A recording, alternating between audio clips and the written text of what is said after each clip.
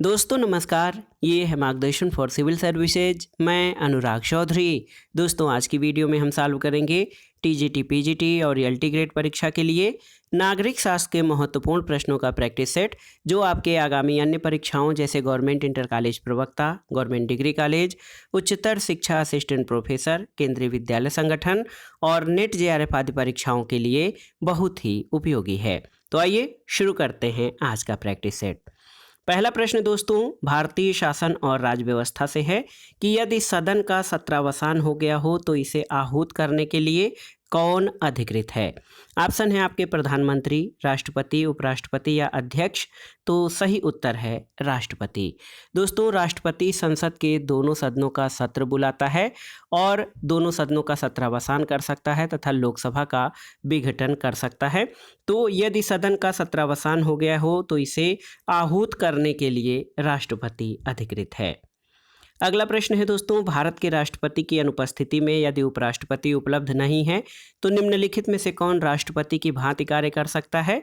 तो उत्तर है भारत के मुख्य न्यायाधीश। ऑप्शन ए आपका सही उत्तर है। दोस्तों भारत के राष्ट्रपति के अनुपस्थिति में यदि उपराष्ट्रपति उपलब्ध नहीं हो तो भारत के मुख्य न्यायाधीश कार्यवाहक राष्ट्रपति के रूप में कार्य कर सकते हैं और एम हिदायतुल्लाह भारत के एकमात्र ऐसे मुख्य न्यायाधीश हैं जिन्होंने 20 जुलाई 1969 से 24 अगस्त 1969 तक कार्यवाहक राष्ट्रपति के रूप में कार्य किया है। अगला प्रश्न आसान सा है कि धन विधेयक को पारित या वापस करने के लिए राज्यसभा को दी गई अधिकतम समय सीमा क्या है। तो उत्तर है 14 दिन। देखिए बहुत ही महत्वपूर्ण प्रश्न है ये आप सभी के लिए। दोस्तों धन विधेयक के संबंध में राज्यसभा को अधिकतम 14 दिन के अंदर निर्णय लेना होता है और सामान्य विधेयकों के विषय में विधेयक को दोनों सदनों में पारित होना चाहिए, लेकिन धन विधेयक के संबंध में राज्यसभा की स्थिति कमजोर है और उसे निश्चित समय सीमा के अंदर निर्णय लेना होता है। अगला प्रश्न है कुछ आकस्मिकताओं में राष्ट्रपति को राज्यपाल के कार्यों का उपबंध जो है करने का अधिकार भारतीय संविधान निम्नलिखित में से किस अनुच्छेद के अंतर्गत प्रदान करता है। ऑप्शन है अनुच्छेद 160, 162, 222 या फिर 220। तो सही उत्तर है अनुच्छेद 160, ऑप्शन ए। याद रखिएगा कुछ आकस्मिकताओं में राष्ट्रपति को राज्यपाल के कार्यों के उपबंध करने का अधिकार अनुच्छेद 160 में दिया गया है। अगला प्रश्न है दोस्तों संयुक्त लोक सेवा आयोग का गठन किसके द्वारा किया जा सकता है। भारत के राष्ट्रपति के आदेश से, राज्यों के राज्यपाल की संस्तुति से, भारत के संसद के द्वारा अधिनियम से या फिर संघ लोक सेवा आयोग के प्रस्ताव से। तो सही उत्तर है ऑप्शन सी, भारत के संसद के द्वारा अधिनियम से। दोस्तों संयुक्त लोक सेवा आयोग का गठन भारत के संसद द्वारा अधिनियम से किया जा सकता है और संविधान के अनुच्छेद 315 में संघ और राज्यों के लिए लोक सेवा आयोग के गठन का प्रावधान है। अगला प्रश्न है निम्नलिखित में से कौन सा संसद के दोनों सदनों की संयुक्त बैठक बुलाने के लिए पर्याप्त आधार नहीं है। देखिए ऑप्शन है जब सदन का एक सदन विधेयक पारित कर देता है और दूसरे सदन द्वारा उसे अस्वीकार किया गया हो। दूसरा है कि विधेयक में किए जाने वाले संशोधनों को लेकर दोनों सदन अंततः सहमत नहीं है। तीसरा कि दूसरे सदन द्वारा बिल प्राप्त करने की तिथि से 6 माह से ज़्यादा बीत गए हों और बिल पारित नहीं हुआ हो, या राष्ट्रपति ने बिल पर सहमति देने से इनकार कर दिया हो। तो सही उत्तर है दोस्तों किसी विधेयक पर गतिरोध की स्थिति में संविधान द्वारा संसद की संयुक्त बैठक बुलाने का प्रावधान है, जो इन स्थितियों में बुलाई जा सकती है। पहला, यदि विधेयक को दूसरे सदन द्वारा अस्वीकृत किया गया हो, यदि सदन विधेयक में किए गए संशोधनों को मानने से सहमति नहीं हो और दूसरे सदन के द्वारा बिना विधेयक को पास किए गए 6 महीने से ज़्यादा समय हो गया हो। तो दोस्तों संविधान के अनुच्छेद 108 के अनुसार यदि किसी विधेयक पर धन विधेयक और संविधान संशोधन विधेयक को छोड़कर संसद के दोनों सदनों में गतिरोध उत्पन्न हो जाता है तो राष्ट्रपति दोनों सदनों की संयुक्त बैठक आहूत कर सकते हैं। तो सही उत्तर क्या हो जाएगा यहाँ पर, ऑप्शन डी हो जाएगा। राष्ट्रपति ने बिल पर सहमति देने से इनकार कर दिया हो तो संयुक्त बैठक बुलाए जाने का पर्याप्त आधार नहीं है। अगला प्रश्न है निम्नलिखित में से किस वाद में सर्वोच्च न्यायालय ने कहा है कि संशोधन का अधिकार संसद का है और ये अधिकार असीमित है। देखिए शंकरी प्रसाद बनाम भारत संघ, रमेश थापर बनाम मद्रास राज्य, बेला बनर्जी और अन्य बनाम पश्चिम बंगाल राज्य, या केशवानंद भारती बनाम केरल राज्य। तो सही उत्तर है शंकरी प्रसाद बनाम भारत संघ। ये मामला 1951 का था और इसके द्वारा पहले संशोधन अधिनियम में सर्वोच्च न्यायालय ने ये व्यवस्था दी कि संसद में अनुच्छेद 368 में संशोधन की शक्ति के अंतर्गत मौलिक अधिकारों में संशोधन की शक्ति निहित है, इसलिए संसद जो है संविधान में संशोधन करके किसी मौलिक अधिकार को वापस कर सकती है। अगला प्रश्न है सूची 1 का सूची 2 के साथ सुमेलन कीजिए और दिए गए कूट से सही उत्तर का चयन करिए। तो यहाँ पर आप देख सकते हैं तीसरी लोकसभा के अध्यक्ष कौन थे? सरदार हुकुम सिंह। पांचवी लोकसभा के अध्यक्ष दोस्तों ये G.A. ढिल्लो, बलीराम भगत। और सातवीं लोकसभा के अध्यक्ष दोस्तों ये थे बलराम जाखड़ और 10वीं लोकसभा के अध्यक्ष शिवराज पाटिल थे। तो सही उत्तर 4, 3, 2, 1 ऑप्शन ए आपका सही उत्तर हो जाएगा। अगला प्रश्न आपको बताना है कि निम्नलिखित में से कौन सा जोड़ा सही सुमेलित नहीं है। देखिए, डॉक्टर राजेंद्र प्रसाद के समय उपराष्ट्रपति डॉक्टर एस राधाकृष्णन सही है। डॉक्टर जाकिर हुसैन के समय वी गिरी सही है। संजीव रेड्डी के समय B.D. जत्ती उपराष्ट्रपति नहीं थे और डॉक्टर एस राधाकृष्णन के राष्ट्रपतित्व में डॉक्टर जाकिर हुसैन। तो ऑप्शन सी आपका सही सुमेलित नहीं है। आप जान लीजिए दोस्तों, राष्ट्रपति के रूप में संजीव रेड्डी यानी नीलम संजीव रेड्डी और B.D. जत्ती का कार्यकाल समान नहीं है और से सभी राष्ट्रपति और उपराष्ट्रपति का कार्यकाल समान है। अगला प्रश्न है दोस्तों, निम्नलिखित में से कौन सा 61वें संविधान संशोधन से संबंधित है, आपको बताना है। तो 61वां संविधान संशोधन अधिनियम किससे संबंधित है? 61वां संविधान संशोधन 1988 के द्वारा मतदान की न्यूनतम आयु को 21 वर्ष से घटाकर 18 वर्ष कर दिया गया। तो ऑप्शन डी आपका सही उत्तर है। दोस्तों, मूल संविधान में मताधिकार की आयु 21 वर्ष थी और 61वें संविधान संशोधन द्वारा इसको घटाकर 18 वर्ष कर दिया गया है। अगला प्रश्न है, जनहित याचिका को निम्नलिखित में से कौन सा अनुप्रयोज्य नहीं है? पहला है समाज के उपांतीकृत वर्गों के प्रति न्यायपालिका का संवैधानिक दायित्व, बिल्कुल सही है। लोकस स्टैंडी ये आपका सही नहीं है। जन भावना युक्त नागरिक निर्धन की ओर से न्यायालय जा सकते हैं, बिल्कुल सही है। और याचिकाओं को निपटाने में न्यायपालिका कार्यविधिक और औपचारिकताओं की अनदेखी करती है। तो यहाँ पर दोस्तों लोकस स्टैंडी क्या है? लोकस स्टैंडी वो होता है जिसमें यदि किसी व्यक्ति के अधिकारों का हनन हुआ है तो वही व्यक्ति न्यायालय के समक्ष उपस्थित होकर अपने अधिकारों के लिए जो है लड़ सकता है। लेकिन जनहित याचिका में ये व्यवस्था की गई है कि यदि समाज के कमज़ोर निर्धन तबके के किसी अधिकार का हनन हुआ है तो उसके लिए कोई अन्य व्यक्ति उस मामले को न्यायालय के समक्ष ला सकता है, उसे जनहित याचिका कहते हैं। लेकिन इसमें लोकस स्टैंडी शामिल नहीं है। ऑप्शन बी सही उत्तर हो जाएगा।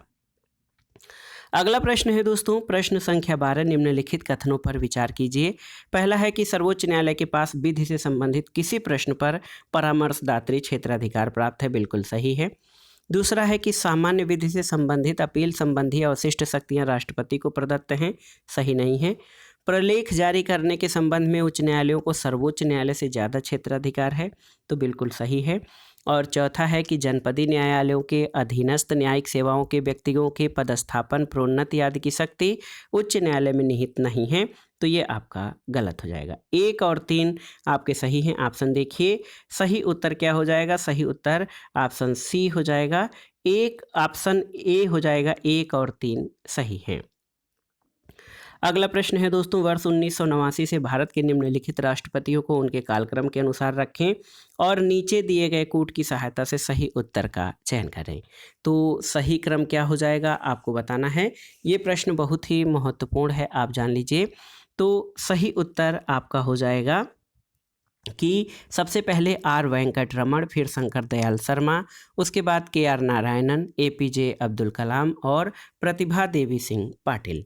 तो सबसे सटीक उत्तर इसमें कौन सा हो जाएगा?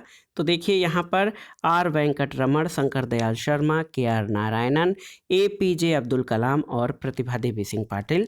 ऑप्शन डी जो है भारत के राष्ट्रपतियों का सही क्रम हो जाएगा। अगला प्रश्न है दोस्तों, किस अनुच्छेद के तहत कलेक्टर की न्यायिक शक्तियां न्यायाधीश को दी गई हैं? तो सही उत्तर अनुच्छेद 50 हो जाएगा।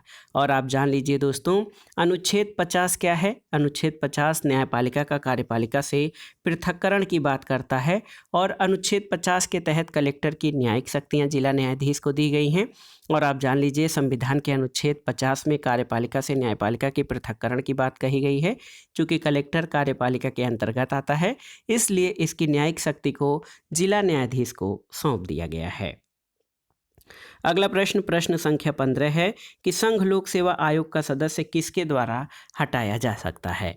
ऑप्शन है आपके गृह मंत्री, प्रधानमंत्री, संसद द्वारा महाभियोग के जरिए या सर्वोच्च न्यायालय की रिपोर्ट के आधार पर राष्ट्रपति द्वारा। तो सही उत्तर क्या हो जाएगा दोस्तों, संघ लोक सेवा आयोग का जो सदस्य है वो सर्वोच्च न्यायालय की रिपोर्ट के आधार पर राष्ट्रपति द्वारा हटाया जा सकता है। ऑप्शन डी आपका सही उत्तर हो जाएगा। अगला प्रश्न है, निम्नलिखित में से कौन सी संघ की सबसे महत्वपूर्ण विशेषता मानी जाती है। देखिए, एकल नागरिकता ये नहीं है, कमजोर न्यायपालिका, लचीला संविधान, संघ और राज्य के बीच शक्तियों का विभाजन। तो सही उत्तर, संघ की सबसे महत्वपूर्ण विशेषता केंद्र और राज्य के बीच शक्तियों का विभाजन माना जाता है। अगला प्रश्न है दोस्तों, भारत के पूर्व प्रधानमंत्री इंद्र कुमार गुजराल ने कौन सा सिद्धांत दिया था। तो आप जान लीजिए, गुजराल सिद्धांत किस प्रकार या किस रूप में दिया था, बतौर प्रधानमंत्री, बतौर विदेश मंत्री, बतौर लोकसभा सदस्य या बतौर राष्ट्रपति। तो सही उत्तर क्या हो जाएगा, इंद्र कुमार गुजराल ने बतौर विदेश मंत्री दोस्तों 1996 में जो है गुजराल सिद्धांत या गुजराल डॉक्ट्रिन प्रस्तुत किया था। उस समय HD देवगौड़ा भारत के प्रधानमंत्री थे और इस सिद्धांत का सार ये है कि भारत अपने पड़ोसियों की सहायता एक तरफा करेगा और उसके बदले में पड़ोसियों से किसी चीज़ की अपेक्षा नहीं करेगा। अगला प्रश्न है दोस्तों, शिमला समझौते पर निम्नांकित में से किसके द्वारा हस्ताक्षर किए गए थे। तो शिमला समझौता आप जान लीजिए 1972 का है दोस्तों। शिमला समझौता 1972 और इस पर इंदिरा गांधी और जुल्फिकार अली भुट्टो ने हस्ताक्षर किए थे। दोस्तों आप जान लीजिए कि शिमला समझौते पर 1972 में इंदिरा गांधी और जुल्फिकार अली भुट्टो ने हस्ताक्षर किए थे और ये वर्ष 1971 के भारत पाकिस्तान युद्ध के बाद संपन्न हुआ था। अगला प्रश्न है, भारत तथा सोवियत संघ के मध्य सहयोग शांति मैत्री के समझौते पर कब हस्ताक्षर हुए थे। तो ये था 9 अगस्त 1971। ऑप्शन डी आपका सही उत्तर है। और आप जान लीजिए दोस्तों, 9 अगस्त 1971 में भारत तथा सोवियत संघ के मध्य 20 वर्षीय सहयोग शांति और मैत्री के समझौते पर हस्ताक्षर हुए और ये भारत पाक युद्ध 1971 के पहले भारत की बाहरी सुरक्षा के दृष्टिकोण से की गई महत्वपूर्ण संधि है। अगला प्रश्न है दोस्तों, प्रथम गुट निरपेक्ष शिखर सम्मेलन कहाँ आयोजित हुआ था। काहिरा में, दिल्ली में, लुसाका में या बेलग्रेड में। तो सही उत्तर ऑप्शन डी बेलग्रेड में। दोस्तों आप जान लीजिए कि गुट निरपेक्षता तीसरी दुनिया की सामूहिक आवाज़ है। ये दुनिया को लोकतांत्रिक बनाने की साझी मांग है और साम्राज्यवाद, उपनिवेशवाद और रंग भेद की नीति के खिलाफ जो है ये आधी दुनिया से अधिक की आवाज़ है। और आप जान लीजिए ये बहुत ही महत्वपूर्ण आंदोलन है। प्रथम गुट निरपेक्ष शिखर सम्मेलन का आयोजन बेलग्रेड में 1961 में हुआ था। अगला प्रश्न है दोस्तों, आसान सा प्रश्न है, मैकमोहन रेखा किसके मध्य स्थित है। तो सही उत्तर है भारत और चीन के मध्य। मैकमोहन रेखा भारत और चीन के मध्य स्थित है। ये 1914 में तत्कालीन भारतीय ब्रिटिश सरकार और तिब्बत के मध्य शिमला समझौते के तहत आई थी। मैकमोहन रेखा पूर्वी हिमालय क्षेत्र के चीन अधिकृत और भारत अधिकृत क्षेत्रों के बीच सीमा निर्धारित करती है। मैकमोहन रेखा ब्रिटिश औपनिवेशिक प्रशासक हेनरी मैकमोहन के द्वारा प्रस्तावित है। इन्हीं के नाम पर इसका नाम मैकमोहन रखा गया है। अगला प्रश्न है, कौन सी एक पुस्तक प्लेटो के द्वारा नहीं लिखी गई है, आपको बताना है। महत्वपूर्ण प्रश्न है, कौन सी एक पुस्तक प्लेटो के द्वारा नहीं लिखी गई है। The Republic, the statesman, the लाज या फिर कॉन्स्टिट्यूशन। तो सही उत्तर क्या हो जाएगा, सही उत्तर है कॉन्स्टिट्यूशन। द रिपब्लिक, स्टेट्समैन और द लाज दोस्तों ये पुस्तकें प्लेटो के द्वारा लिखी गई हैं। और बहुत ही महत्वपूर्ण प्रश्न है, आप जान लीजिए कि कॉन्स्टिट्यूशन प्लेटो द्वारा नहीं लिखी गई है। द रिपब्लिक, स्टेट्समैन, द लाज, मीनो, सिंपोजियम, फेजे, सोक्रेटिक डायलॉग, अपोलॉजी आदि प्लेटो की रचनाएं हैं। अगला प्रश्न है, किसने कहा है कि अरस्तु का आदर्श राज्य जो है वही प्लेटो का द्वितीय सर्वश्रेष्ठ राज्य है? ऑप्शन देखिए हीगल, लाक, सेबाइन या मिल। तो सही उत्तर है ये कथन सेबाइन का है। दोस्तों सेबाइन के अनुसार जो अरस्तु का आदर्श राज्य है वही प्लेटो का द्वितीय सर्वश्रेष्ठ राज्य है। अपनी पुस्तक ए हिस्ट्री ऑफ पॉलिटिकल थॉट 1937 में सेबाइन ने प्लेटो और अरस्तु की राज्य संबंधी अवधारणाओं का अध्ययन किया है। अगला प्रश्न है दोस्तों, प्लेटो की पुस्तक रिपब्लिक का केंद्रीय विषय क्या है? तो उत्तर है न्याय की व्याख्या और प्राप्ति। तो आप जान लीजिए, जब आप सबसे पहले प्लेटो का सिद्धांत पढ़ते हैं तो उसमें आता है कि प्लेटो की पुस्तक रिपब्लिक में न्याय की विशद विवेचना की गई है, विशद वर्णन किया गया है और न्याय प्राप्ति के कई महत्वपूर्ण साधनों की चर्चा की गई है। और उसी में कहा गया है कि प्लेटो की पुस्तक रिपब्लिक में न्याय को इतना महत्व दिया गया है कि इसका दूसरा शीर्षक कंसर्निंग जस्टिस यानी न्याय से संबंधित रखा गया है। अगला प्रश्न है दोस्तों, निम्नलिखित में से किस रीट का शाब्दिक अर्थ होता है कि हम आदेश देते हैं? तो सही उत्तर क्या हो जाएगा? परमादेश। ऑप्शन ए आपका सही उत्तर हो जाएगा, परमादेश। तो सही उत्तर क्या हो जाएगा? परमादेश का अर्थ होता है हम आदेश देते हैं। और आप जान लीजिए दोस्तों, मोटे तौर पर अनुच्छेद 32 और अनुच्छेद 226 के तहत भारतीय संविधान में मौलिक अधिकारों को लागू कराने के लिए भारत का संविधान उच्चतम न्यायालय और उच्च न्यायालयों को विशेष अधिकार देता है। उच्चतम न्यायालय और उच्च न्यायालयों को जो है इसके तहत न्यायालय 5 प्रकार की याचिकाएं बंदी प्रत्यक्षीकरण, परमादेश, उत्प्रेषण, निषेधाज्ञा और अधिकार परीक्षा जारी करता है। परमादेश का शाब्दिक अर्थ होता है हम आदेश देते हैं और इसके तहत न्यायालय द्वारा किसी व्यक्ति, लोक प्राधिकारी, अधीनस्थ न्यायालय, सरकार या निगम उनके विधिक, सांविधिक या लोक कर्तव्यों को करने या अवैध रूप से न करने का आदेश किया जाता है। अगला प्रश्न है, दिए गए युग्मों में सही युग्म नहीं है। देखिए, ब्रिटेन में एकात्मक शासन बिल्कुल सही है, अमेरिका में एकात्मक सही नहीं है, ऑस्ट्रेलिया में संघात्मक शासन और भारत में संघात्मक शासन। तो अमेरिका में एकात्मक नहीं बल्कि संघात्मक शासन की व्यवस्था है। संघात्मक शासन व्यवस्था की विशेषताएं जो हैं, शक्तियों का विभाजन, दोहरी सरकार की व्यवस्था, दोहरी नागरिकता, लिखित संविधान और संविधान की सर्वोच्चता तथा स्वतंत्र न्यायपालिका हैं। अमेरिका में एकात्मक नहीं बल्कि संघात्मक शासन व्यवस्था की स्थापना की गई है। अगला प्रश्न है दोस्तों, ब्रिटेन में वित्त मंत्रालय को क्या कहा जाता है? देखिए, राजकोष विभाग, वित्त विभाग, ब्यूरो ऑफ बजट या इनमें से कोई नहीं। तो सही उत्तर है राजकोष विभाग। ब्रिटेन में वित्त मंत्रालय को राजकोष विभाग कहा जाता है। अगला प्रश्न है दोस्तों, किस देश में सिविल सेवक किसी राजनीतिक दल का सदस्य बन सकते हैं? ब्रिटेन, भारत, फ्रांस और अमेरिका।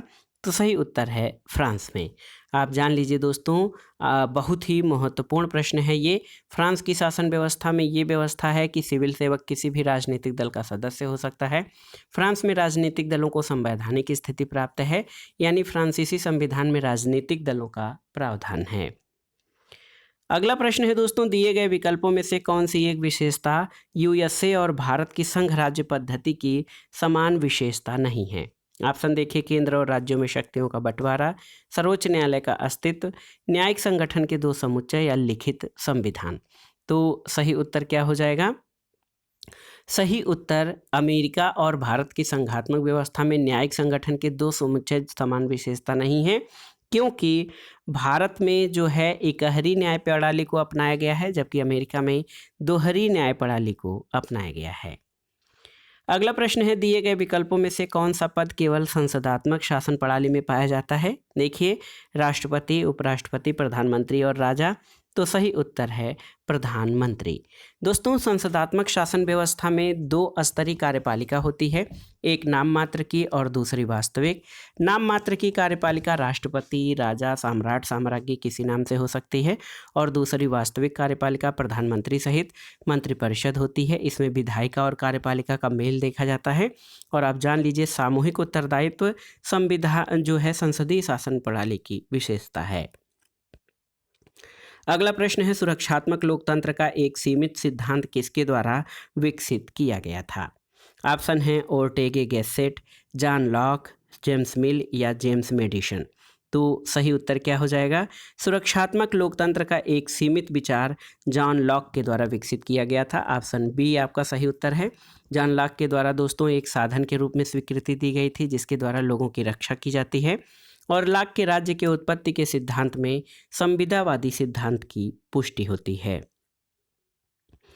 अगला प्रश्न है दोस्तों, प्रजातांत्रिक संस्कृति के सुषुप्त श्वान के सिद्धांत का क्या तात्पर्य है, आपको बताना है। तो सही उत्तर है निम्न सहभागिता सरकार के लिए वृहद संतोषप्रद है। दोस्तों जो डेमोक्रेटिक कल्चर है वहाँ पर सुषुप्त श्वान के सिद्धांत से आशय है कि जब जनता निम्न सहभागिता करती है या सहभागिता नहीं करती है तो ये सरकार के लिए बृहद संतोषप्रद है, यानी जनता जितनी कम जागरूक होती है सहभागिता उतनी कम होगी और सरकार के लिए ये सबसे आसान शासन संचालन का पथ प्रशस्त करता है। अगला प्रश्न है, लोकतंत्र पर मार्क्स के विचारों से संबंधित कथनों पर विचार करिए। देखिए, प्रबोधन परंपरा में वे लोकतंत्र को एक आंगिक समुदाय के रूप में देखते हैं, बिल्कुल सही है। और बुर्जुआ लोकतंत्र अवसरानुकूल बुर्जुआ आतंक में बदल जाता है। तो इसमें आपको बताना है कि आप जान लीजिए कि कौन सा सही है। तो दोनों एक और दो दोनों, क्योंकि मार्क्स के दिए गए दोनों विचार लोकतंत्र के लिए उचित हैं। मार्क्स प्रबोधन परंपरा में लोकतंत्र का एक आंगिक समुदाय के रूप में देखता है और बुर्जुआ लोकतंत्र अवसरानुकूल बुर्जुआ आतंक में बदल जाएगा, ऐसा मार्क्स का मानना था। अगला प्रश्न है दोस्तों, कथन और कारण। कथन है कि शक्ति भ्रष्ट बनाती है और पूर्ण शक्ति पूर्णतया भ्रष्ट बनाती है, बिल्कुल सही है। कारण है कि लोकतंत्र में शक्ति के दुरुपयोग के विरुद्ध सबसे उत्तम नियंत्रण होता है क्योंकि शक्ति समूहों में विभाजित हो जाती है। तो सही उत्तर है दोस्तों ए और आर दोनों सही हैं, किंतु आर ए की सही व्याख्या भी करता है। आप जान लीजिए कि power corrupts, absolute power corrupts absolutely, और लोकतंत्र में शक्ति के दुरुपयोग के विरुद्ध सबसे उत्तम नियंत्रण होता है क्योंकि शक्ति विभिन्न समूहों में विभाजित रहती है। और कथन और कारण दोनों ही सही हैं, कारण कथन की सही व्याख्या भी करता है। अगला प्रश्न है, निम्नांकित में से कौन प्रतिनिधित्व की एक पद्धति है? देखिए, निर्वाचक मंडल, संविध सरकार, न्यूनतम साझा कार्यक्रम या प्रत्यक्ष तथा अप्रत्यक्ष चुनाव। तो सही उत्तर है दोस्तों राजनीतिक प्रतिनिधित्व से विशेष अर्थ निकलता है। ये लोकतांत्रिक व्यवस्थाओं में जनता द्वारा निर्वाचित व्यक्ति का संकेतक है।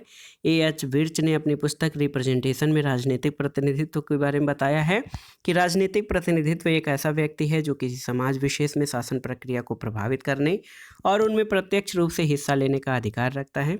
लोकतांत्रिक व्यवस्थाओं में जन आधारित संप्रभुत्व शक्ति राजनीतिक प्रतिनिधियों के माध्यम से व्यवहारिक बनाती है जो प्रत्यक्ष या अप्रत्यक्ष निर्वाचन के माध्यम से निर्वाचित होते हैं।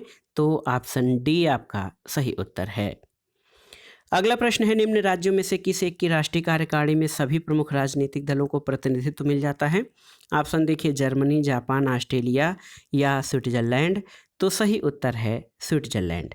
आप याद रखिएगा दोस्तों, स्विट्जरलैंड में राष्ट्रीय कार्यकारिणी में समस्त मुख्य राजनीतिक दलों को प्रतिनिधित्व मिलता है। अगला प्रश्न है, दिए गए विकल्पों में से कौन एक सार्वभौम वयस्क मताधिकार के प्रबल विरोधियों में से एक था?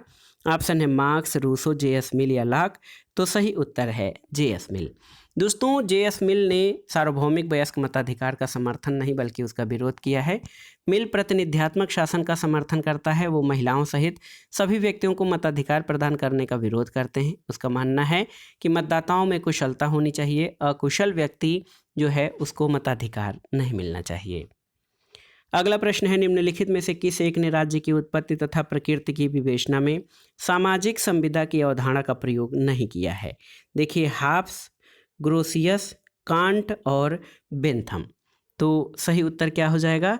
सही उत्तर बेंथम हो जाएगा।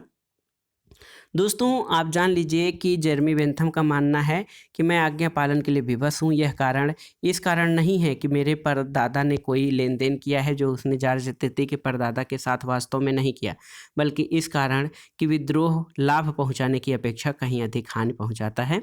तो दोस्तों आप जान लीजिए जेरेमी बेंथम जो है वो समझौता सिद्धांत का प्रयोग या समर्थन नहीं करता है। अगला प्रश्न है दोस्तों, नीचे दिए गए विकल्पों में से मार्क्स के अनुसार वर्ग ऐसे लोगों की समष्टि होती है जिनकी सामाजिक पृष्ठभूमि एक जैसी है, जो एक ही व्यवसाय में हैं, जिनकी आर्थिक व्यवस्था में एक जैसी आर्थिक स्थिति है, या जिनकी एक जैसी राजनीतिक चेतना है। तो मार्क्स के अनुसार वर्ग या क्लास किन लोगों का समष्टि है? तो सही उत्तर है वर्ग उन्हें कहते हैं जिनकी आर्थिक व्यवस्था में एक जैसी आर्थिक स्थिति हो। और आप जान लीजिए दोस्तों, मार्क्स का वैज्ञानिक समाजवाद तथ्य आधारित समाजवाद है। मार्क्स ने अपने दर्शन के तहत ये बताया कि अब तक का इतिहास वर्ग संघर्ष का इतिहास रहा है। समाज हर समय वर्गों में बटा रहा है। मार्क्स का वर्ग से आशय लोगों के एक समूह से है जिनकी आर्थिक व्यवस्था में एक जैसी आर्थिक स्थिति है। और मार्क्स ने दोस्तों वर्ग को ऐतिहासिक बदलाव का मुख्य कारक माना है। एक देखिए बहुत ही महत्वपूर्ण पुस्तक है अगले प्रश्न में, राज्य की उत्पत्ति संबंधी दैवी सिद्धांत को न्यायोचित ठहराने के लिए true law of free monarchy नामक पुस्तक किसने लिखी है? तो सही उत्तर क्या हो जाएगा? True law of free monarchy पुस्तक जेम्स प्रथम की है। ऑप्शन डी आपका सही उत्तर है। दोस्तों इसी पुस्तक में जेम्स प्रथम ने लिखा है कि राजा लोग पृथ्वी पर ईश्वर की मूर्तियां हैं या ईश्वर के रूप में सांस लेती हुई मूर्तियां हैं। अगला प्रश्न है दोस्तों, समाजवादी यानी सोशलिस्ट राज्य को किस रूप में समझते हैं? ऑप्शन देखिए, राज्य अनावश्यक बुराई है, राज्य कल्याणकारी संस्था है, राज्य एक आवश्यक बुराई है, या राज्य एक अच्छी संस्था है। तो सही उत्तर ऑप्शन डी हो जाएगा। समाजवादी राज्य को एक अच्छी संस्था मानते हैं। और मार्क्सवाद के बाद जितनी समाजवादी विचारधाराएं आई हैं, ये सभी सामाजिक आर्थिक पुनर्निर्माण में राज्य की भूमिका को आवश्यक मानती हैं। जहाँ तक मार्क्स ने भी साम्यवादी व्यवस्था के पूर्व एक संक्रमणकालीन व्यवस्था समाजवाद में विश्वास दिखाते हुए राज्य की भूमिका को स्पष्ट किया है। अगला प्रश्न है दोस्तों, किस संविदावादी विचारक ने प्राकृतिक अवस्था का चित्रण शांति, सद्भावना, पारस्परिक सहायता और सुरक्षा की अवस्था में किया है? तो सही उत्तर है लॉक। दोस्तों जॉन लॉक के अनुसार मनुष्य एक सामाजिक प्राणी है और प्राकृतिक अवस्था के विषय में उसका मानना था कि प्राकृतिक अवस्था शांति, सद्भावना, परस्पर सहायता और सुरक्षा से युक्त थी।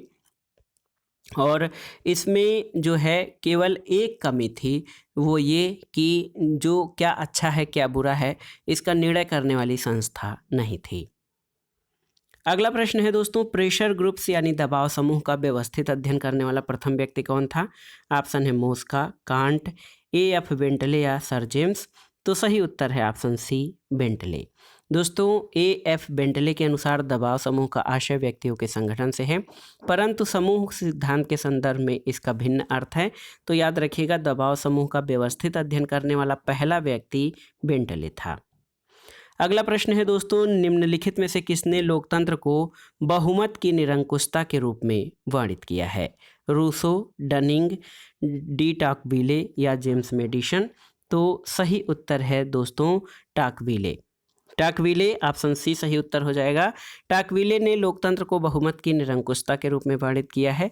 जैसे जहां सरकार होती है वहां हमेशा ये खतरा रहता है कि सत्ताधारी अपनी सत्ता का दुरुपयोग करके सर्वसाधारण को आतंकित और त्रस्त कर सकता है। और इसके बचाव का उपाय जो है वो ये है कि सत्ताधारी के हाथों में निस्सीम और निरंकुश सत्ता न दी जाए। अगला प्रश्न है दोस्तों, कौन सा राजनीतिक सिद्धांत राज्य को एक आवश्यक बुराई मानता है? समाजवाद, शास्त्रीय उदारवाद, मार्क्सवाद या कल्याणकारी राज्य का सिद्धांत। तो सही उत्तर क्या हो जाएगा? शास्त्रीय उदारवाद। आप जान लीजिए दोस्तों, क्लासिकल लिबरलिज्म जो है वो राज्य को एक आवश्यक बुराई मानता है, क्योंकि ये मानवीय समाज में उत्पन्न होने वाले झगड़ों का निपटारा करता है और व्यक्ति को सुरक्षा देता है। राज्य की इच्छा का पालन व्यक्ति की स्वतंत्रता में बाधक है। अगला प्रश्न है दोस्तों, इस प्रैक्टिस सेट का सबसे आसान प्रश्न है कि समाजवाद एक ऐसे टोप की तरह है जिसकी आकृति नष्ट हो चुकी है क्योंकि इस हर कोई पहन लेता है। ये कथन किसका है? तो ये CEM जोड का कथन है कि समाजवाद एक ऐसे टोप की तरह है जिसकी आकृति या आकार इसलिए बदल गया है क्योंकि हर कोई इसे पहनना चाहता है। अगला प्रश्न है दोस्तों, राज्य को पीछे धकेलो यानी बैक टू द स्टेट, यानी राज्य को पीछे धकेलो, rolling back to the state निम्नलिखित में से किस अवधारणा से जुड़ा है? ऑप्शन है निजीकरण और उदारीकरण, वैश्वीकरण और कल्याणवाद, विकास और वैश्वीकरण, या उदारीकरण और आधुनिकीकरण। तो सही उत्तर क्या हो जाएगा? देखिए, बहुत ही महत्वपूर्ण प्रश्न है आप सभी के लिए। Rolling back to the state यानी राज्य को पीछे धकोलो, ये अवधारणा निजीकरण और उदारीकरण यानी ऑप्शन ए आपका सही उत्तर है। निजीकरण और उदारीकरण से जुड़ी हुई है। उदारीकरण राज्य की हस्तक्षेप नीति का समर्थन करता है और जॉन लॉक को उदारवाद की आत्मा कहा जाता है। उदारवाद व्यक्ति की स्वतंत्रता पर अधिकाधिक बल देता है। अगला प्रश्न है दोस्तों, नीचे कथन और कारण दिए गए हैं। आप देखिए, बहुत ही महत्वपूर्ण प्रश्न है। कथन क्या है?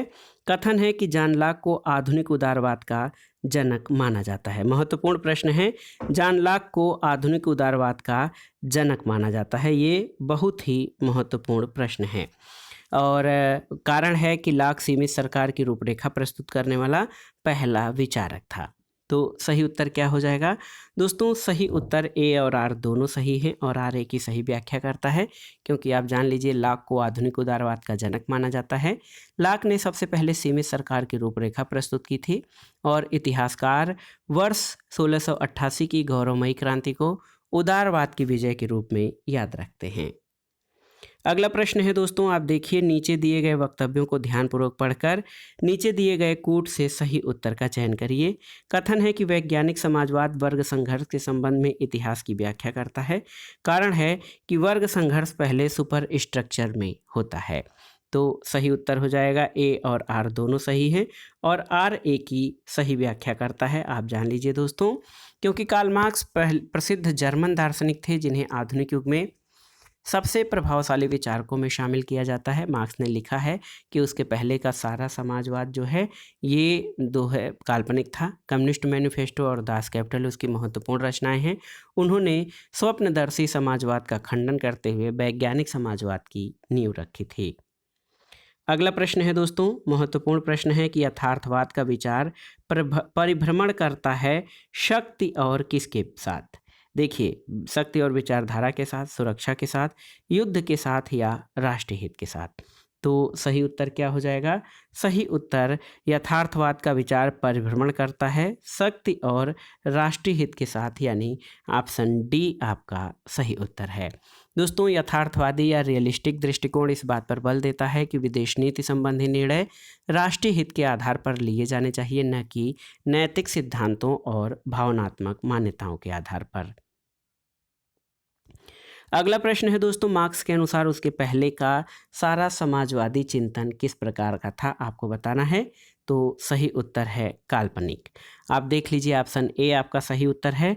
कार्ल मार्क्स का कहना है दोस्तों कि उसके पहले का सारा जो दर्शन था, विचार था, वो काल्पनिक था और उसी ने सबसे पहले वैज्ञानिक आधार पर जो है, वैज्ञानिक दृष्टिकोण के आधार पर जो है विकास की रूपरेखा प्रस्तुत की है।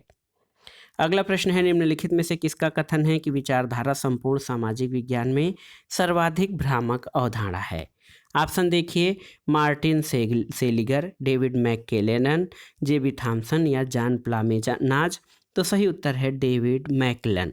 दोस्तों, डेविड मैकक्लेलन द्वारा 1995 में प्रकाशित पुस्तक ideology concept in social thought में इनका प्रसिद्ध कथन है कि विचारधारा संपूर्ण सामाजिक विज्ञान में सबसे भ्रामक अवधारणा है। अगला प्रश्न है दोस्तों, सूची 1 का सूची 2 के साथ सुमेलन कीजिए और दिए गए कोड से सही उत्तर का चयन कीजिए। जॉन राल्स, तो जॉन राल्स ने न्याय को जस्टिस एज फेयरनेस के रूप में परिभाषित किया है। ए का तीसरा हो जाएगा। जॉन सी हर्साई, तो इन्होंने दोस्तों द मैक्सिमिन प्रिंसिपल का वर्णन किया है। चौथा हो जाएगा। रिचर्ड जे अर्नेशन, इन्होंने प्राइमरी गुड्स रिकन्सिडर्ड के रूप में चर्चा की है और एलेक्स कैलिनिकोस ने इक्वलिटी ऑफ व्हाट के रूप में इक्वलिटी ऑफ व्हाट का वर्णन किया है। तो सही सुमेलन इसमें किस प्रकार से हो जाएगा? 3, 4, 2 और 1। तो ऑप्शन सी आपका सही उत्तर हो जाएगा। अगला प्रश्न है, सूची 1 का सूची 2 के साथ सुमेलन कीजिए और दिए गए कोड से सही उत्तर का चयन करिए। जॉन लॉक, तो राज्य लोगों की सहमति या इच्छा पर आधारित होता है। ए का दूसरा हो जाएगा। प्लेटो कहते हैं कि राज्य मानव विवेक का साकार रूप है। अरस्तु कहते हैं कि राज्य नैतिकीकरण की एक इकाई है। और डुगवी का कहना है कि राज्य विधि के सृजन के लिए एक इकाई है। तो देखिए 2, 4, 1 और 3, 2, 4, 1 और 3 ऑप्शन कौन सा? 2, 4, 1 और 3 ऑप्शन सी आपका सही उत्तर हो जाएगा। अगला प्रश्न है दोस्तों, लोक कल्याणकारी राज्य आवश्यक रूप से संश्लेषण है किसका? तो सही उत्तर है लोक कल्याणकारी राज्य स्वतंत्रता और समानता का संश्लेषण है। तो स्वतंत्रता उदारवाद में और समानता समाजवाद में मिल सकती है। तो आप जान लीजिए उदारवाद और समाजवाद का आवश्यक रूप से संश्लेषण वेलफेयर स्टेट कहलाता है। उदारवाद का जन्म 17वीं शताब्दी के संविदावादी विचारकों की अवधारणाओं में देखा जा सकता है। इसको प्रारंभ में व्यक्तिवाद उदारवाद और कल्याणकारी उदारवाद के नाम से जाना जाता था। अगला प्रश्न है दोस्तों, राज्य पृथ्वी पर ईश्वर का पदक्रम है या ईश्वर का अवतरण है, ये कथन किसका है?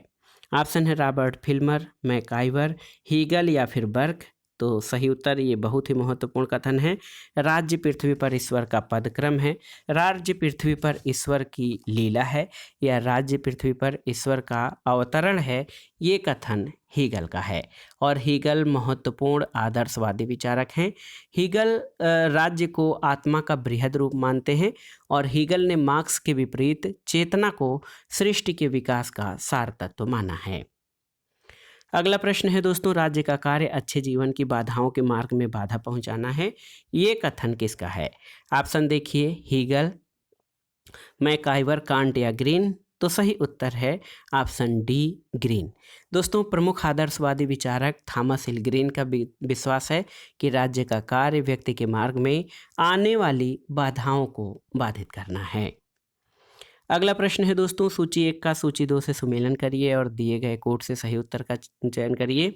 देखिए राज्य दमन का एक कृत्रिम चक्र है, ये कथन किसका है? राज्य दमन का एक चक्र है, तो ये कथन कार्ल मार्क्स का है। राज्य एक जीवधारी यानी राज्य के सावयव सिद्धांत का प्रतिपादन हर्बर्ट स्पेंसर ने किया था। राज्य पूर्ण नैतिक विकास की आवश्यक परिस्थितियों का सृजन करता है, तो ये टी.एच. ग्रीन का कथन है। और राज्य एक आवश्यक बुराई है, व्यक्तिवादी विचारक जेम्स मिल का कहना है। तो 4, 1, 2, 3 यहाँ पर मिलान देखते हैं। 4, 1, 2, 3 ऑप्शन बी आपका सही उत्तर है।